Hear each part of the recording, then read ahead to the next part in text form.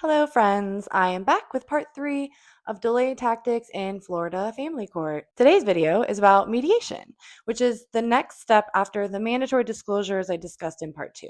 A quick note on discovery that I did not touch on in part 2, mandatory disclosures are the minimum discovery documents required to disclose, but a party can always ask for additional discovery from the other party. Requests for additional discovery can happen throughout the case, both before and after mediation, and they are another way to drag out the case by extending discovery. That being said, the only requirement for mediation is that the mandatory disclosures be completed. So that's why I'm moving on to mediation here. I made another video about mediation in detail, so if you're looking for more information about mediation itself, please check out my profile for that video.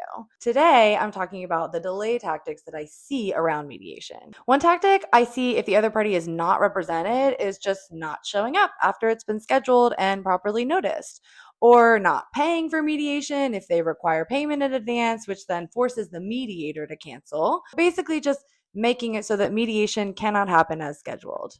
Usually, in my experience, the mediator will try scheduling one more session before calling it an impasse, which means then it has to be scheduled all over again and properly noticed again, which all takes more time. If the delaying party again doesn't show up the second time, I do usually see then that the mediator will write up a report saying one party came, the other party didn't, so there's an impasse. And that then will allow the case to proceed as if mediation happened and there was no agreement.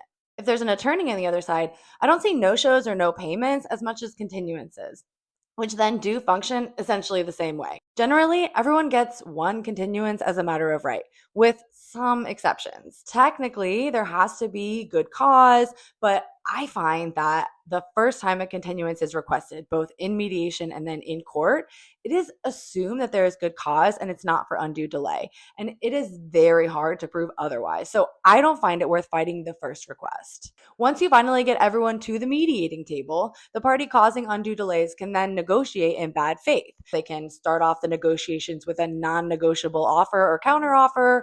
They can refuse to entertain any offers or counteroffers from the other side, or just otherwise have an unwillingness to compromise in any way. Mediations are the time for compromise, not sacrifice, but compromise. And if you show up unwilling to compromise on anything, you are negotiating in bad faith. And that can cause a lot of stress, let alone delays.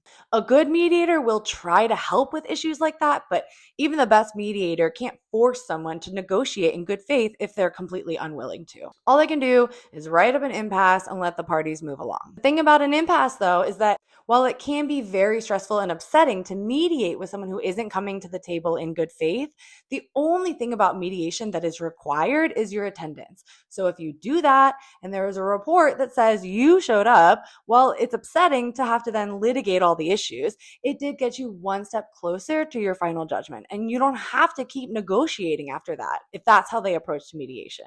The other note I want to make is that you can have temporary relief hearings before and after mediation, but the timing of those really shouldn't have too much bearing on the scheduling of mediation, so it is sort of beside the point here, but stay tuned for part 4, where I will be discussing delay tactics as it relates to the scheduling of hearings and trials. Thanks for listening, and as always, stay safe out there.